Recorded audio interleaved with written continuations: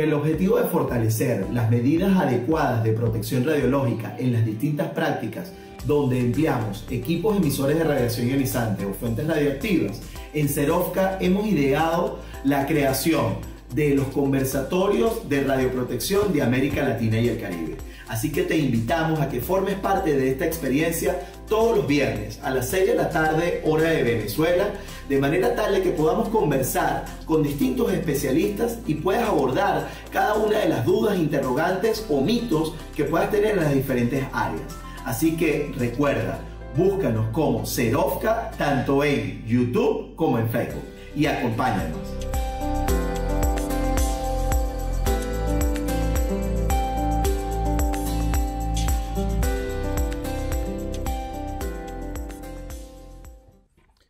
Bueno, y muy bien, ya estamos aquí una semana más, justamente en nuestra señal de Cerovca. Muchísimas gracias a todos por acompañarnos. Por supuesto, para nosotros un gusto, un honor poder compartir con toda la gente de América Latina y el Caribe.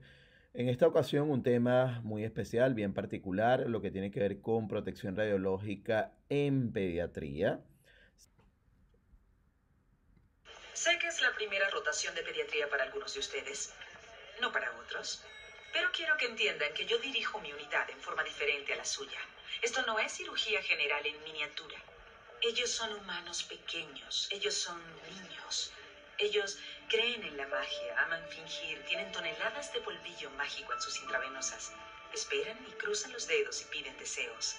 Y eso los hace más resistentes que los adultos, se recuperan más rápido, sobreviven a lo peor, tienen fe. En pediatría tenemos milagros y magia. En pediatría todo es posible. Muy bien, dicho esto, entonces tenemos que comenzar a abordar el tema tal cual como lo planteaba Einstein en un momento determinado, ¿sí?, de su carrera. Y era que justamente yo conecto mucho este tema de pediatría con que la educación es lo que queda después de olvidar lo que se ha aprendido en la escuela. En muchas ocasiones dejamos pasar por alto el tema de los niños o los presionamos mucho para que no hagan preguntas o porque las preguntas no sabemos las respuestas, ¿sí? Cuando realmente deberíamos entonces poderlos acompañar, poderlos seguir, asesorar, guiar, ¿sí? Y muchas veces aprender de ellos. Definitivamente en el Principito Antoine de Saint-Exupéry decía: todas las personas mayores han sido primero niños, pero son pocos los que lo recuerdan. Ahora bien, cuando hablamos del tema pediátrico, uno a veces ve imágenes en nuestros servicios como esta, ¿sí? Uno piensa, por supuesto, súper divertido, ¿no? Tener un equipo portátil, digamos, en forma de jirafa o en forma de camión de bomberos, ¿sí? Pero, o también, por ejemplo, el caso de los ambientes, ¿no? Entonces, bueno, preparamos la sala de rayos X de manera subacuática o a nivel del tomógrafo, ¿sí? En cualquiera de los casos, sean animales, espacios, tal. Pero, ¿qué ocurre? ¿Qué está pasando? Más allá de pintar o de acomodar las salas, ¿sí?, de tomografía, de resonancia, de radiología, para que sean más cómodos o para que sean mucho más amigables para los niños. Definitivamente es una buena técnica, ¿sí? Pero es aún más importante entonces evaluar justamente cómo poder desarrollar que nuestras técnicas o nuestros estudios de imagenología sean lo suficientemente seguros para ellos. Y para ello obviamente tenemos que comenzar, ¿sí?, recordando que por supuesto que todos y cada uno de nosotros está expuesto a radiaciones ionizantes, ¿sí? Si nosotros analizamos un poco alguna de las dosis externas y dosis internas, es decir, qué tipo de material o qué tipo de elementos están emitiendo radiación, por ejemplo, a nivel... Por ejemplo, el caso del gas radón, el caso de los alimentos, el agua, el suelo, el planeta Tierra, la radiación cósmica, ¿sí? Todos ellos de manera natural completamente se encargan justamente de contribuir a la dosis de nuestro paciente, pero, y a todos y cada uno de nosotros, pero es justamente cuando analizamos el tema artificial en donde más del 98% de exposición artificial corresponde a exposición médica. Con lo cual, definitivamente, tenemos entonces que mantenernos muy atentos en el caso de nuestros pacientes pediátricos. Por aquí ya veo, se nos ha unido gente desde Argentina, República Dominicana, Colombia, Venezuela. Vamos a ver por acá también el Facebook, vamos a ver por dónde van.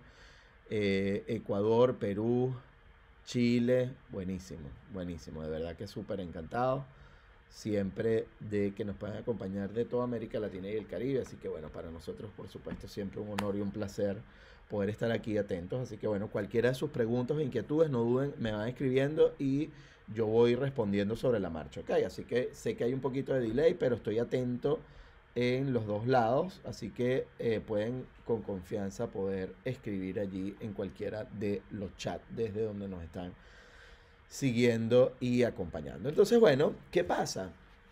Pasa que en el caso pediátrico es tan, pero tan importante justamente el desempeño y el análisis de lo que ya hemos hecho en otras áreas, de lo que tiene que ver justamente con los principios de la protección radiológica. ¿Sí? La primera, la justificación, en donde pasa justamente la pelota, se la pasamos al lado de nuestro equipo médico. Son los médicos radiólogos los encargados de analizar en función de la solicitud del estudio y de la sospecha diagnóstica cuál es el mejor estudio que se adapta a las necesidades del médico referente. Esto es muy importante porque, ¿sí? En muchas ocasiones un médico, sé yo, un urólogo puede estar pidiendo un determinado estudio cuando realmente le puede favorecer otro, ¿sí? O un internista, el que sea. Y lo importante es que el médico radiólogo es el encargado, desde el punto de vista legal, desde el punto de vista de recomendaciones, justamente a asesorar en la realización del estudio. De aquí la importancia de que la indicación o la solicitud del examen médico venga acompañada de una sospecha diagnóstica o del diagnóstico que efectivamente quiere confirmar el médico referente, de manera tal de que podamos tener la mejor herramienta y la mejor idea justamente para poderlo asesorar y poderlo guiar durante esta toma de decisión. Luego, por supuesto, viene la parte, más allá de la justificación, la parte de la optimización. Y aquí ya nuestros médicos nos devuelven la pelota tanto a nosotros como físicos médicos, pero también a todo nuestro equipo de licenciados, de licenciados en imagenología, técnicos radiólogos, etcétera.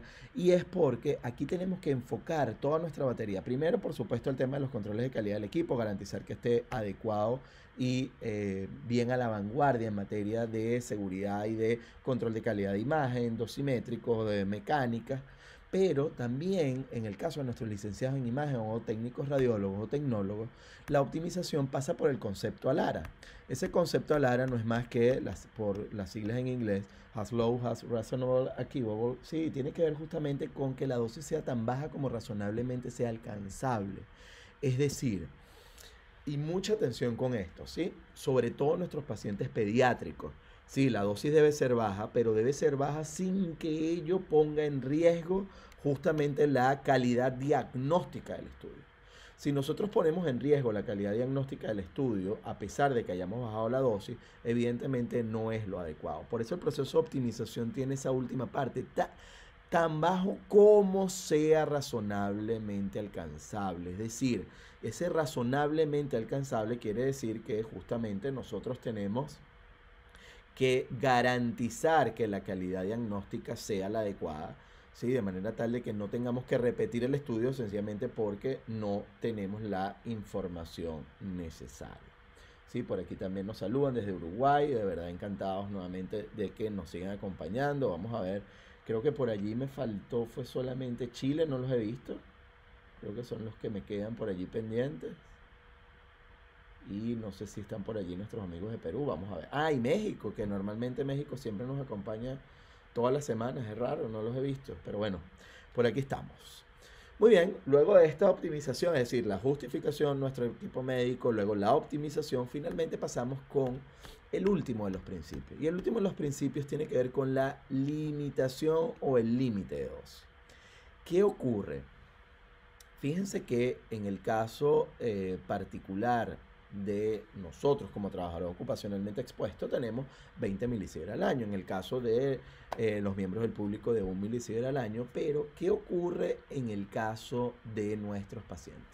¿Hay un límite de dosis para pacientes? A ver, les pregunto y les dejo esa preguntita allí unos segunditos mientras vemos a ver si nos responden por aquí. Sé que hay un poquito de delay, pero estoy aquí atento. Vamos a ver, ¿habrá un límite de dosis para nuestros pacientes o no? ¿Qué creen ustedes? Y en particular para nuestros pacientes pediátricos, ¿no? Por supuesto. Ah, por allí ya llegó también José desde Lima, Perú. Perfecto, bienvenido. Qué bueno, qué bueno. Ya los tenemos allí. Vamos a ver si México se conecta. México y Chile creo que nos quedan pendientes por allí. Saludos también allí a nuestra gente de Venezuela. Sí, ya están allí más o menos conectados. Bueno, en el caso de los pacientes pediátricos, pero así también con el caso de todos nuestros pacientes, no existe un límite de dosis para pacientes.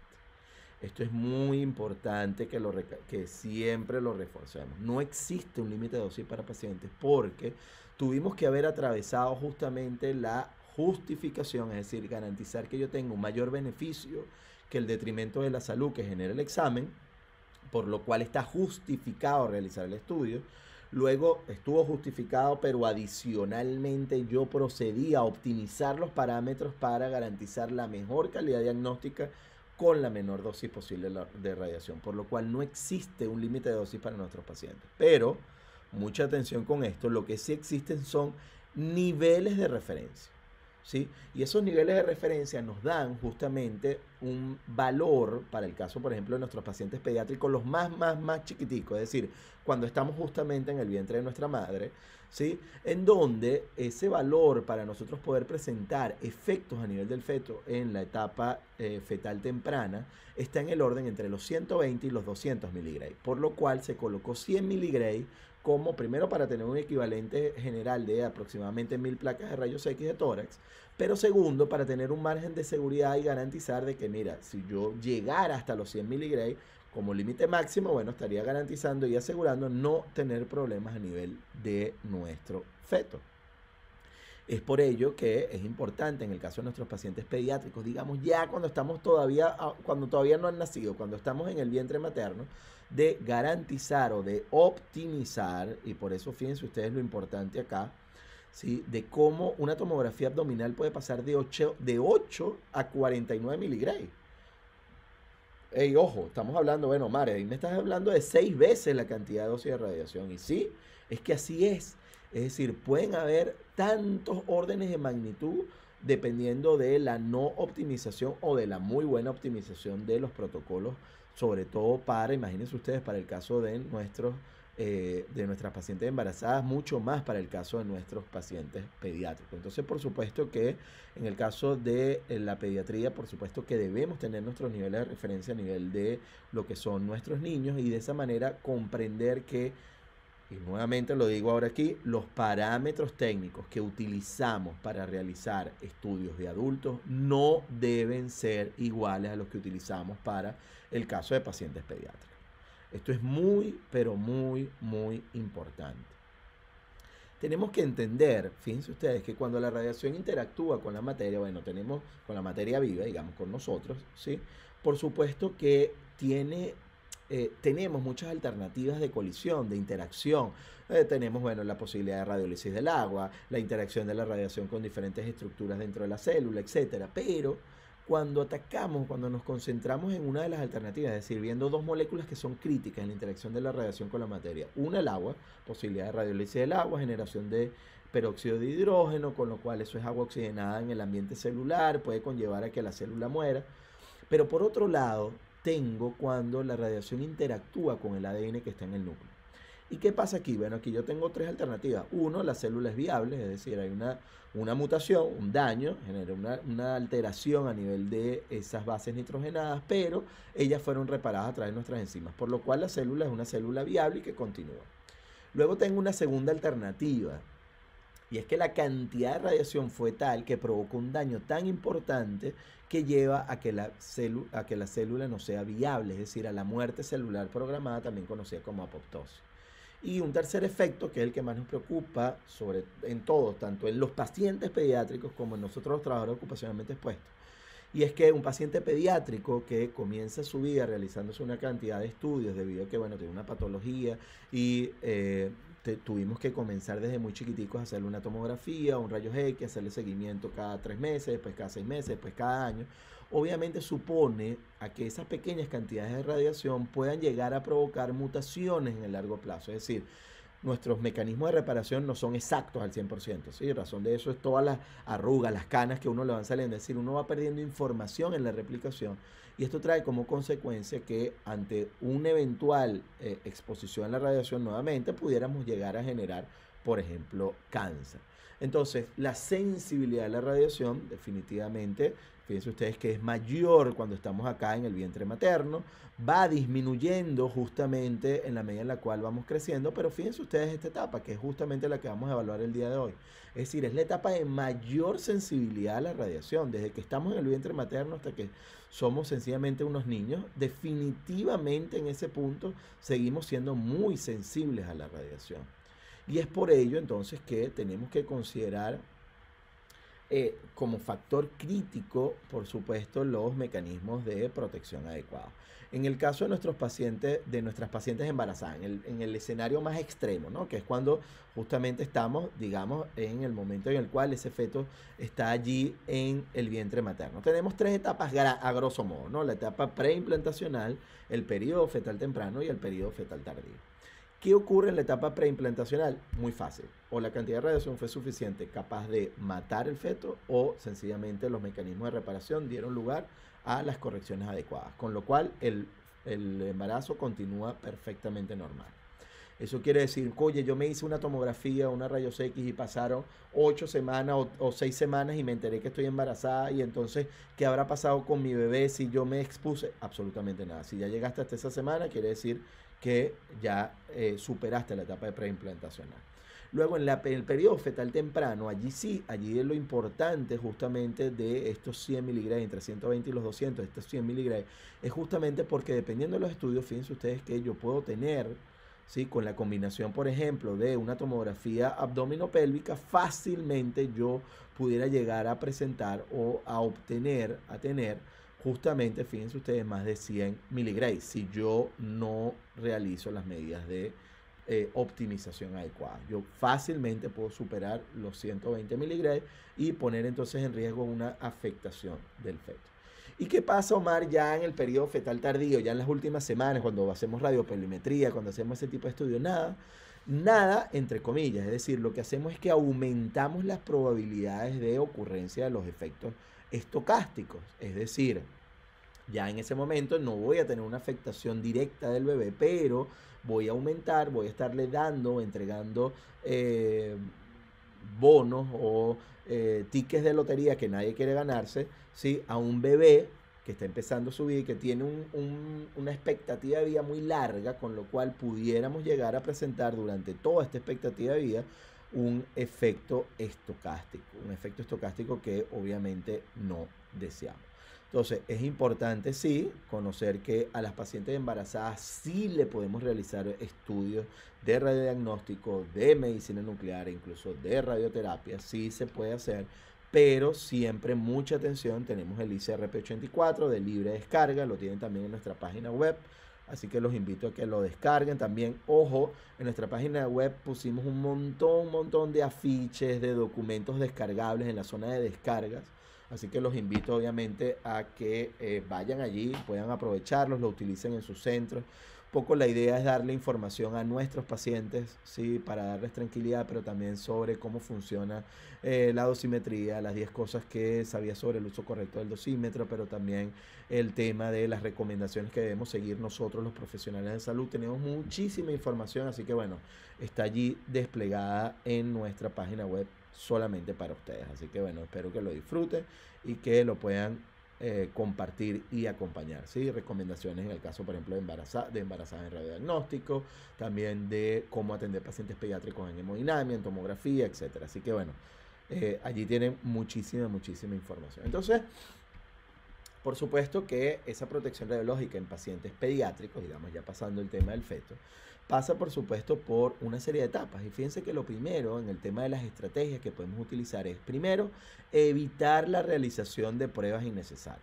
Eso parece trivial, parece obvio, pero muchas veces no es tan obvio y por eso es que lo decimos acá. Y justamente tiene que ver con el hecho de que nosotros necesitamos la justificación del estudio. Señores, no importa que estemos en el hospital público o privado, lo importante acá es que las pruebas que se vayan a realizar sean pruebas contundentes, es decir, que confirmen la sospecha diagnóstica, que modifiquen la conducta terapéutica que están siguiendo, que realicen una verificación, una confirmación de ante algún evento o alguna sospecha que se tiene ante la clínica. Pero la imagenología no debe suplantar a la clínica. La clínica es la base y la imagenología es un complemento, una área importantísima de la medicina, pero que nos va a permitir es confirmar cosas, ¿sí? Investigar también, por supuesto, pero siempre teniendo en consideración la justificación de la práctica, porque estamos exponiendo a nuestros pacientes a radiaciones ionizantes. En el caso de pacientes pediátricos, por supuesto, su expectativa de vida es muy larga, con lo cual podemos generar entonces efectos a largo plazo. En este sentido, y muy alineado con esta primera estrategia, tenemos la segunda, que es optar por técnicas alternativas como la ecografía, el ultrasonido o la resonancia magnética, con lo cual supone la no exposición a radiación ionizante y por lo tanto disminuimos entonces las probabilidades de efecto. Tercero, tenemos el evitar las repeticiones de pruebas por movimiento. Por eso es que es tan importante, por supuesto, en nuestros pacientes pediátricos que expliquemos muy bien en qué consiste la prueba, que veamos si es o no necesario un apoyo con lo que pudiese ser la sedación, o si por el contrario necesitamos que los padres o los representantes de ese pacientico puedan estarnos acompañando allí para generar calma y tranquilidad en el paciente de manera tal de que no tengamos que repetir estudios. Por supuesto, hacer el estudio en el área de interés, es decir, lo que nosotros denominamos la colimación, ¿sí? En el caso de radiografía, rayos X convencional, rayos X portátil, etcétera, en el caso de intervencionismo, pero también en el caso tomográfico sería acotar el área, ¿sí? Colimar el área, restringirnos al área de exploración si estoy haciendo abdominal, si estoy haciendo tórax, pero no que hago un tórax y lo hago desde la base del cráneo hasta la pelvis. Eso obviamente no tiene sentido, por eso es importante conocer nuestros equipos y realizar las técnicas de la manera más adecuada posible.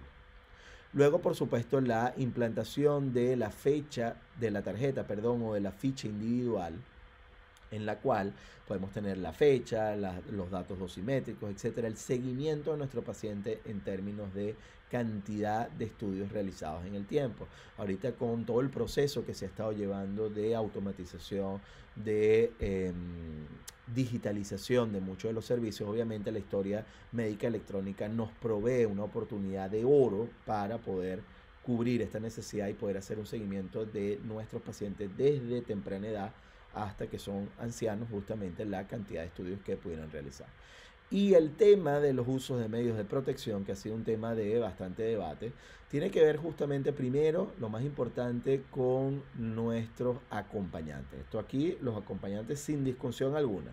Ahora, en el caso de nuestros pacientes pediátricos, ¿sí? Para el tema de los usos de medios de protección, lo que ha quedado muy pero muy claro a nivel mundial es no utilizarlos en el área que estamos irradiando. Es decir, si yo estoy haciendo una mano, no es que yo le voy a poner el peto sobre la mano. Si estoy haciendo una pelvis, no es que voy a colocar el peto o el chaleco plomado sobre la pelvis. No, es que yo puedo colocar el peto en otras áreas de manera tal de reducir lo que pudiese ser la radiación de fuga del cabezal, por ejemplo, o parte de la radiación dispersa. Sabemos que la mayor cantidad de radiación dispersa va a ser radiación dispersa de manera interna, es decir, los rayos X interactúan con el cuerpo y dentro del cuerpo hay cierto nivel de dispersión que no vamos a poder detener con un chaleco plomado, eso está claro. Pero aquella radiación dispersa que proviene de la interacción con el colimador, aquella radiación de fuga que viene del tubo de rayos X, evidentemente podemos disminuirla y la podemos disminuir fácilmente con el uso de medios de protección siempre y cuando no estén contemplados en el haz de radiación primaria. Esto es muy, pero muy importante, siempre lo busco resaltar de manera tal de que tengamos eso en cuenta. Muy bien, dicho esto, entonces fíjense ustedes, por ejemplo, el caso, ¿sí? De que al crecer el niño, el tórax se va alargando hasta alcanzar obviamente proporciones adultas en las que predomina justamente el eje longitudinal por sobre el horizontal, de manera tal de que nosotros podemos perfectamente, sí, colimar adecuadamente la radiografía, el estudio radiográfico que vamos a realizar. Pero fíjense ustedes cómo por un síncome, por especial, por diferentes procesos, por ejemplo, hasta incluso hasta por vómito. Ah, no, listo, vamos a mandarle a hacer radiografía de tórax. Como que si es que la radiografía cura y la radiografía no es curativa, tenemos entonces que realizar los estudios cuando estén bien justificados por nuestro equipo médico. Sí, tal cual como dijo Einstein, bueno, locura es hacer más bien la misma cosa una y otra vez esperando tener resultados diferentes. Si buscamos resultados distintos, entonces no podemos hacer siempre lo mismo. Y es por eso que es tan importante que somos parte todos del mismo staff, del mismo grupo. Y no es que, no es que como el médico lo dijo, lo vamos a hacer. No es que como el técnico que está de guardia siempre lo hace y siempre hace caso, entonces a él nadie le discute y él siempre los hace sin importar. No, no. Es que tenemos que trabajar alineados, tenemos que comprender que estamos trabajando con radiación que puede generar un impacto a nivel biológico y que por ello tenemos entonces que buscar de disminuir la cantidad de exposición a la radiación cuando esta no sea necesaria. En el caso de las proyecciones, Omar, sí, por supuesto, sin ningún tipo de dispositivo de protección radiológica, pero si yo necesito realizar un estudio, por ejemplo, acá en esta región, bueno, a mí de nada me perturba yo colocar un dispositivo acá, ¿sí? Un protector gonadal, por ejemplo, que me disminuya la cantidad de radiación de fuga que pudiera ir en esta dirección. De igual manera acá, bueno, voy a hacer un estudio a nivel de fémur, pero yo perfectamente puedo disminuir la cantidad de radiación que pudiera estar llegando a esta región. Y por supuesto, a nuestros acompañantes, ¿sí? Le decimos que esa persona que está sujetando al niño para practicar una radiografía debe utilizar el delantal plomado. Debemos acompañar, si vamos a acompañar al niño, justamente poder garantizar tener los dispositivos de protección radiológica adecuados. ¿Qué pasa en esta imagen, por ejemplo? Fíjense, es una imagen real, ¿no? Llegamos, hicimos una inspección en un centro de salud y van a realizar el estudio y, un momento, ¿qué es esto? No, vamos a hacer una lateral de tórax. ¿Qué pueden ver allí? Vamos a ver, ¿qué estará bien y qué estará mal? Vamos a ver qué opinan ustedes. A ver. Vamos a ver, ¿qué puede ser? ¿Qué estará bien y qué estará mal? Vamos a ver, sé que hay un poquito de delay, así que les dejo. Ya creo que ya me escucho. Más en YouTube, creo que en Facebook sí va un poquito más lento, pero igual nos da chance de que cuando lleguen aquí, si no, igual lo escriben. Vamos a ver, ¿qué estará bien y qué estará mal aquí? A ver, observemos. Primero, estamos haciendo un lateral de tórax. Fíjense ustedes hasta donde llega aquí, ¿sí? Y hasta donde está llegando acá el campo luminoso, ojo.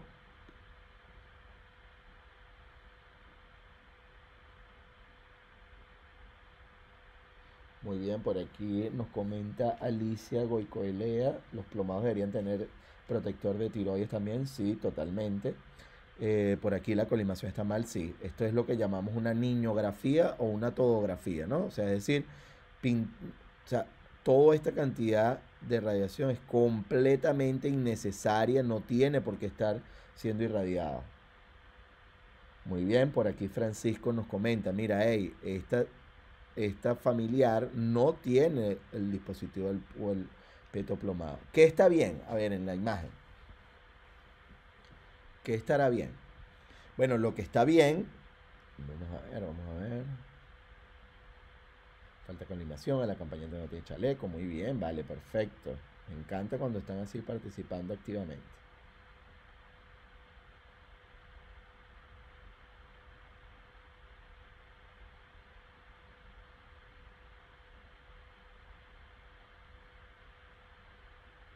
Ok, fíjense que está bien. Lo único que está bien es que el acompañante no está en el haz de radiación primaria, es decir, la puso de lado. Está perfecto. Es decir, peor hubiese sido que la hubiesen colocado a la madre justamente acá, ¿no? Detrás del niño, de manera tal de que entonces ahora el haz de radiación tan abierto le llegaría en haz primario también a ella. Eso es lo único que está bien. La explicación del tecnólogo fue, no vale, es que esta radiografía es rapidito, ¿para qué lo va a dar el peto? Oye, si lo tienes ahí al lado, vamos entonces a facilitar las cosas. Primero, tenemos que tener disposición del peto y de, por supuesto, el protector de tiroides. En muchas ocasiones es difícil disponer de lentes plomados, pero toda protección es adecuada. Es decir, mientras yo más proteja a esta madre, que perfectamente pudiera después estar embarazada o quedar embarazada, lo que sea, yo perfectamente es fabuloso que yo la pueda proteger. Entonces, por supuesto, tengo que colocar el protector tiroide, tengo que colocar el protector plomado, tengo que restringir el haz de radiación justamente al área que yo voy a evaluar, quitando todo el excedente, todas las cosas que no tienen que ver justamente a nivel de tórax para enfocarme en la región anatómica que yo efectivamente quiero analizar. Vamos a ver otra. Fíjense ustedes, aquí tenemos un paciente chiquitico, ahí apenas tenía 1 mes y 2 semanas. Tenemos la enfermera de cuidados intensivos de niños que venía con el bebé. Fíjense ustedes allí qué pasa. Vamos a ver. Vamos a ver qué estará bien y qué estará mal.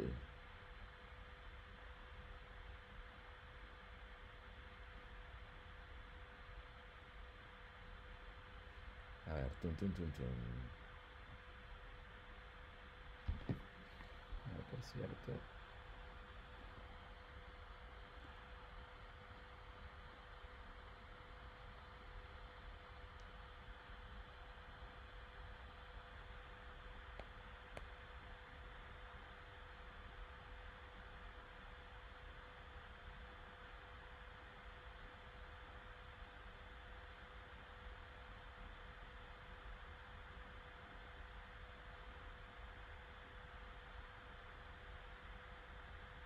Muy bien.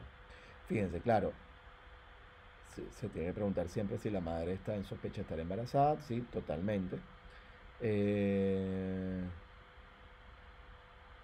Por aquí nos comentaban sí, lo de la posición del paciente, distancia del tubo del paciente, posición de acompañante, muy bien. Lo que faltaba, la madre, aquí ahora tenemos el problema de que la madre está en la central, ¿sí? Pero aquí es imposible, ¿no? Para poder sostener este bebé de así de lado y tal, obviamente va a ser imposible. O sea que aquí inevitablemente tendremos que estar en el área de radiación primaria. Pero justamente por acá, entonces sí, definitivamente Alicia sí está en el área de radiación primaria, pero por aquí Roxana nos escribe y es justamente el problema de fondo. Fíjense ustedes el área de radiación, donde está llegando, ¿no?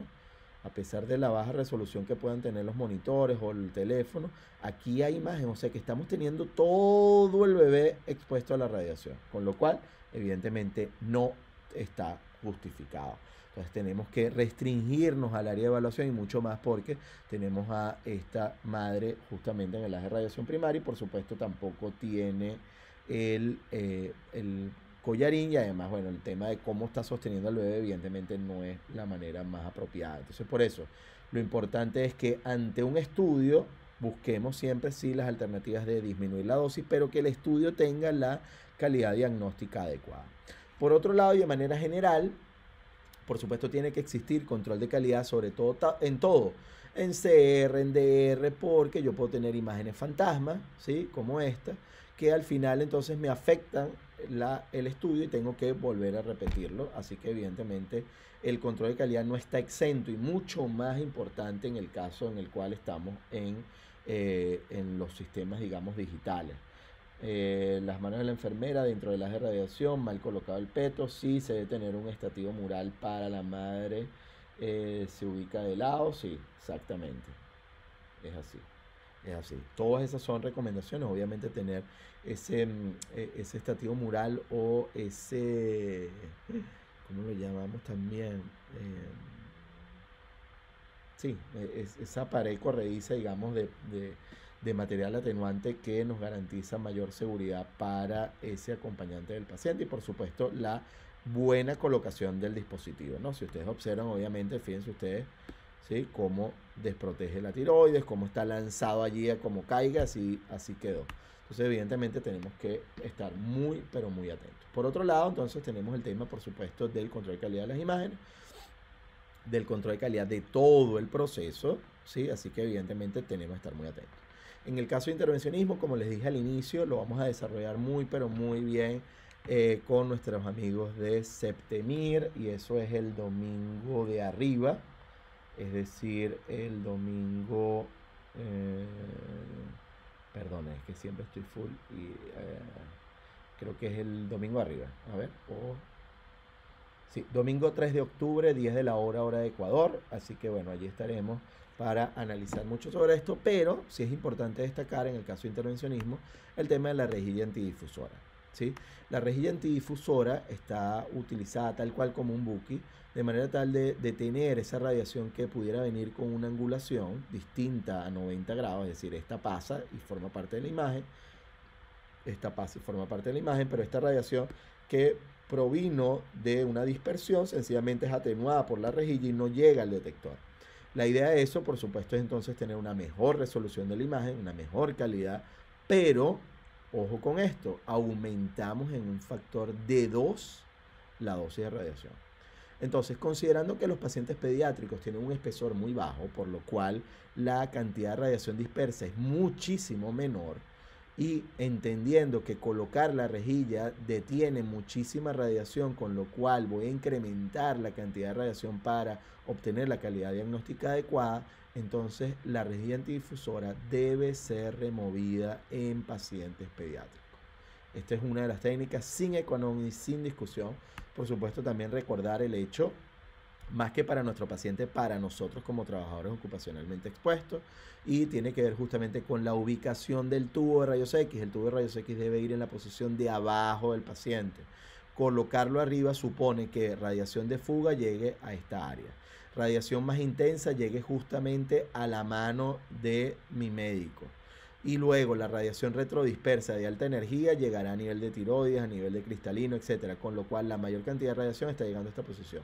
Por lo tanto, tubo arriba no debe ser utilizado. Lo que debemos utilizar siempre es el tubo rayos X abajo, por supuesto con las angulaciones máximas, ¿sí? Las angulaciones por debajo, llegando a la angulación de manera horizontal. Ese sería el caso más extremo. En el caso de tomografía, sí, por supuesto, bueno, gracias a los Beatles tenemos el tomógrafo, sí, evidentemente también Homefield formó parte de esa cadena de eventos de manera muy significativa por ser su desarrollador, pero bueno, si esta gente no hubiese sido tan maravillosa cantando, seguramente no hubiesen tenido los recursos para generarlo, por lo cual tal vez hubiese demorado más tiempo. Pero, más allá de lo histórico y de lo artístico, y de lo histórico, el problema es una imagen como esta. Fíjense ustedes el enrojecimiento de este niño. Fíjense ustedes acá. ¿Sí? ¿Qué pasa? ¿Qué ocurre aquí? ¿Qué pasó con Jacobi? Estamos hablando justamente de la foto. Pasa este accidente justamente en el 2008. Es evaluado finalmente hasta 19 de diciembre del 2009. Y este niño de 23 meses recibió una radiación de sobreexposición, ¿sí?, a la tomografía, que equivalió, ¿sí?, vamos a verlo aquí por favor, y se los voy a resaltar en grande, a la realización de un total de 151 exploraciones. ¿Qué pasó aquí? Que el sentido común a veces es el menos común de los sentidos. El técnico disparaba, en la máquina parecía que disparaba, pero en la computadora no veía imagen, volvía a disparar, veía que allá disparaba, pero aquí no, y así. Y así sucedió, y así sucedió. ¿Qué ocurrió? Había una falta de comunicación entre el gantry y el tomógrafo y la computadora en la estación de trabajo. Si hubiese, como lo hizo después, se reiniciaba el estudio, se reiniciaba el equipo y llegaron todos los estudios, así que sabemos que efectivamente recibió esas 151 exploraciones en un tiempo de 65 minutos. Obviamente el niño desarrolló quemaduras por radiación en las mejillas, alrededor de la cabeza, en el plano, a nivel de las orejas, del cuello, ¿sí? Así que evidentemente este tipo de circunstancias no debe ocurrir nunca. Si yo tengo un problema con el equipo, lo más lógico es que yo retiro a mi paciente, ¿sí? De igual forma, por supuesto, si es un paciente pediátrico, pero si así no lo fuera, también hay que hacerlo. Y yo retiro a mi paciente, hago todas las pruebas que quiera hacer, y luego que ya el equipo está funcionando operativamente bien, entonces, por supuesto, allí podremos realizar justamente otra vez nuestro estudio. Pero antes de eso, no. Así que, por favor, muchísimo cuidado con eso. Por aquí, bueno, también nos están acompañando desde Paraguay, así que, bueno, saludos a nuestros amigos de Paraguay. De verdad que, bueno, encantados de que se hayan podido conectar y acompañarnos en nuestra señal.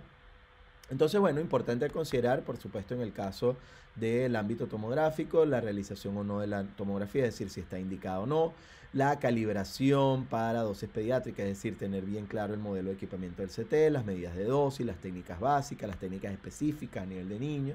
Por supuesto, lo que les hablaba de colimación o de la extensión del examen, el rango, hasta dónde vamos a observar ese estudio. Por supuesto, la calidad de imagen que sea adecuada, que tenga un buen contraste y finalmente entender que todos estos factores juegan en pro de la dosis del paciente.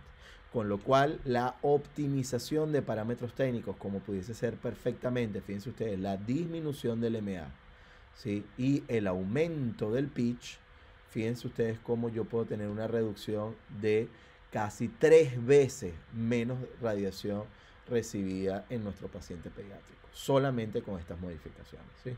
Para comprender mucho mejor a qué nos referimos con pitch, cómo funcionan los tomógrafos, sí los invito a que se metan en nuestro canal de YouTube, se suscriban, le den a la campanita y vayan a los conversatorios que tenemos. Tenemos una sección de conversatorios de los viernes, conversatorios de radioprotección de América Latina y el Caribe, y allí tienen conversatorios de todas las áreas.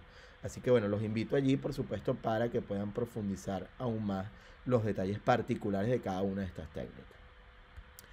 Bueno, con esto me despido, indicándoles el tema de la campaña internacional para disminuir la dosis en tomografía pediátrica, la campaña de imagen gentil, ¿sí? Que tiene que ver justamente con que la imagen sea de pacientes pediátricos, sea una imagen cuidadosa que busque proteger a los niños.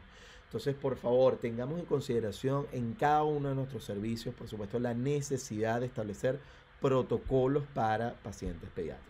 La semana que viene, ya les doy un adelanto, vamos a tener al doctor Alejandro Nader, ¿sí? El doctor Alejandro Nader fue director por parte de la OIEA, justamente de la sección que tenía que ver con la protección de nuestros pacientes en el ámbito de salud. Así que con él vamos a hablar justamente de ese llamado de Bonn a la acción, de esas 10 acciones para mejorar la protección radiológica en la próxima década. Eso lo vamos a hacer el jueves 30. Y los invito a que el viernes, ese jueves 30 igual, por nuestras plataformas de YouTube y de Facebook. Pero el viernes vamos a hacer un programa especial y nos vamos a conectar en Zoom de manera tal de que podamos abordar preguntas y respuestas sobre mitos y realidades de la radiación. Así que bueno, muchísimo más interactivo y los espero entonces el próximo viernes. ¿Sí? Los dejo entonces, por supuesto, con que esta frase de que la medida de la inteligencia es la capacidad de cambiar. Así que los invito a que cambiemos nuestra percepción de realizar las cosas, que lo hagamos muy bien y que lo hagamos, por supuesto, dando muchísimas gracias a todos y cada uno de ustedes por habernos acompañado en la tarde de hoy. Así que bueno, con esto me despido y por supuesto cuídense muchísimo, pásenla bien, feliz fin de semana, ¿sí? Y recuerden, por supuesto, seguir muy atentos a todos nuestros canales de comunicación a través de Serofca en todas nuestras redes sociales y por supuesto allí en nuestro correo electrónico serofca@gmail.com. Así que muchísimas gracias, feliz tarde y pásenla bien.